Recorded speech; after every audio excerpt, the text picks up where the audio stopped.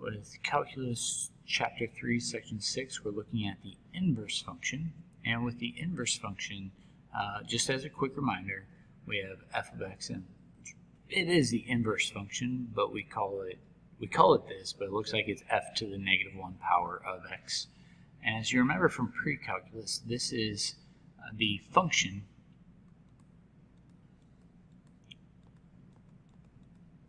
that is found when switching the domain and range. So x's become y's, and y's become x's. Oops, I forgot to write. And range switches. And another piece to remember is that that function is found, or could be found, by reflecting over the line y equals x. So I'm going to point that out graphically for you. So let's just have a pretty lame graph, and maybe it's like just hitting some points over here. So these are like the x-intercept. I'm just going to make it cubic-esque, something like this. And so if it's reflected over this axis, it'll be over here, and reflected over the axis y equals x. And all these points are also reflected. What should happen, this is poorly drawn, because they should intersect on the line y equals x.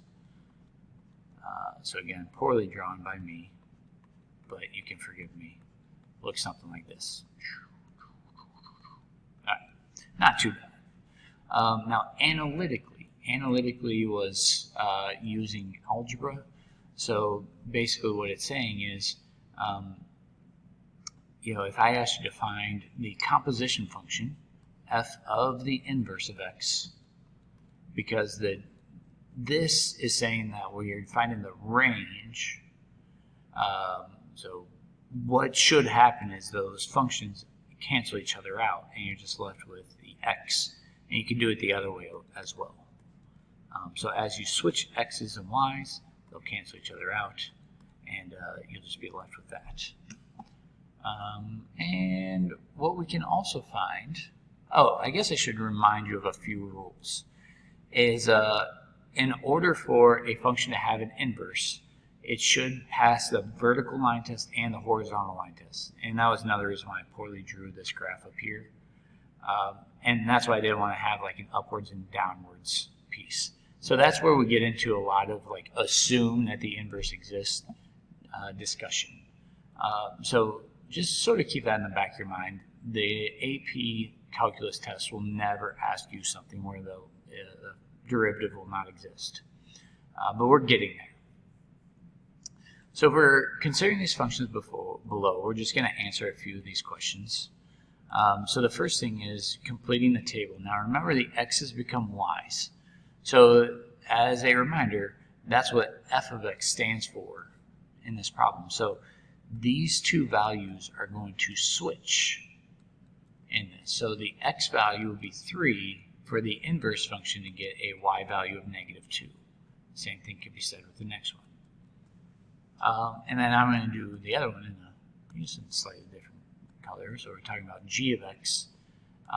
The y coordinate when x is -2. So now the x coordinate will be 1 when the y value is -2. Same thing down here, -2, 1. So this gets complicated as we do some of these problems. So, and it might be helpful to have that table, because when I ask you for g inverse of -2, this is saying x is -2 in this problem, and so the y value is 1 to find f of 1.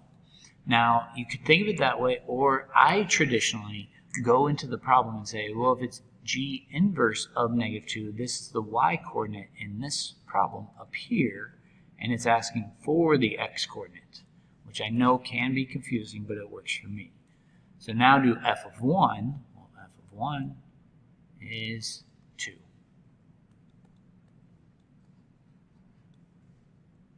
So as I do the next one, This is going back to that first table. Now I'll go back to that pink color. F of 1, which we actually just found in the previous problem, is 2. And then if I ask you to do F inverse of 2, we're back at 1. Now, you might be sitting there saying, well, that was silly of you to do because you defined the inverse as they'll cancel each other out and you're just left with that answer. And yes, that is correct. Again, as long as both functions are 1-to-1, and that's assumed in this problem. So this next one's a little bit more complicated. This one, I'm going to switch colors. So you might want to go to your inverse table where the x-coordinate is 2, so that means that's going to be 1 right there. But if you think like I do, and you might go to the y-coordinate of 2 to get that value of 1. No matter how you do it, you're going to get the right answer. All right, so then we're asked to do g inverse of 1. So you could go to this table and say, okay, well, there's x is 1. So the y value there would be -2. Or if you think like I do, you might go up to the g function where the y-coordinate is 1, and then you're looking at the x-coordinate is -2 that way. And then lastly, because I've already made this picture really, really ugly, is to realize that g and g inverse will cancel as we discussed over in this problem. So we're just looking at f inverse of 1. Well, as you look, there's no y-coordinate. So I'm just going to write that this is undefined. Now, we do not know what that answer is. Yeah, so like I guess I should rephrase. It could be defined somewhere, but it's not defined using any of the values in this table.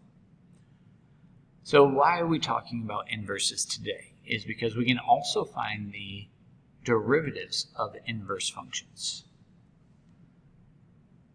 So if we were to ask you to find a formula yourself, you could actually figure out how to find the derivative of an inverse. Now let me caution you, so there's a little caution here, is this proof will not be accepted at the university level. There's a flaw in this proof, but it does help students remember.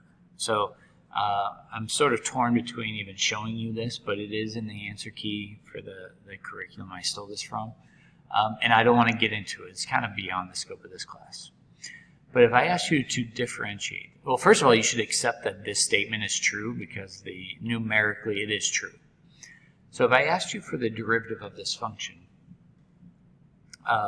you could do it because it's the composition, it's a chain rule. So it's the derivative, and you'll leave the function alone inside,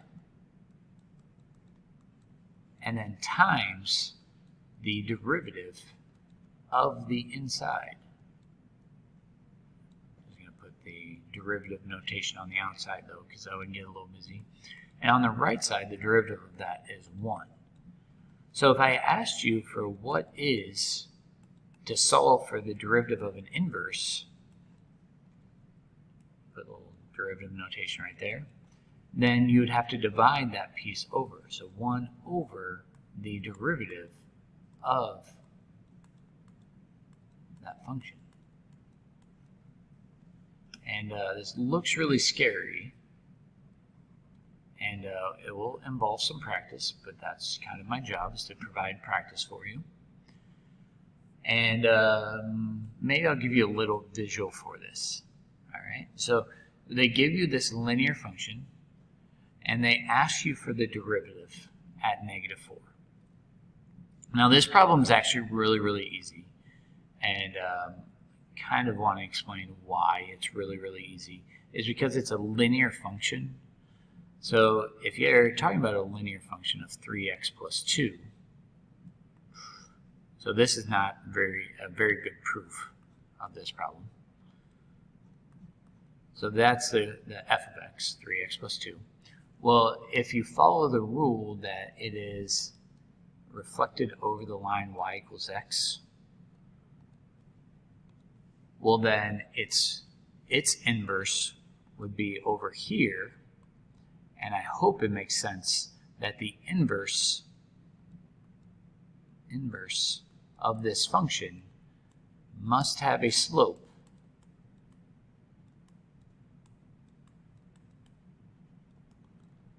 of 1/3 in order for this to have the same, and you could actually work it out, like pre-calculus students could do this, where you switch x and y around, 3y plus 2, and you'd subtract 2 over, and then divide everything by 3. We're talking about 1/3 x minus 2/3, and you would see, oh yeah, my slope is 1/3, you're right.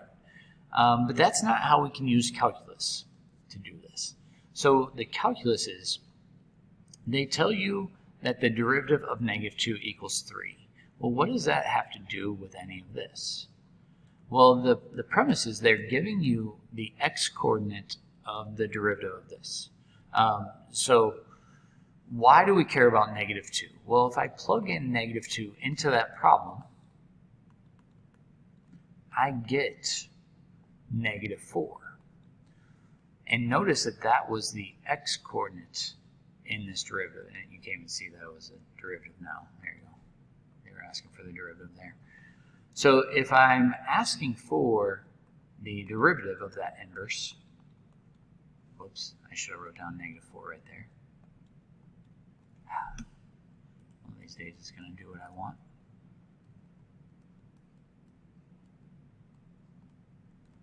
Then what I need to do is take 1 divided by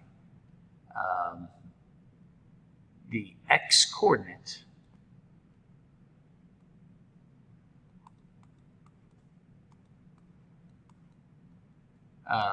when it gives you that y value. And that's where we get an answer of 1/3, because we can substitute now. That answer is 1/3. All right. I think I'm going to pause or stop this video and start a fresh one to get into the tables, the numerical way of finding these answers. So come back.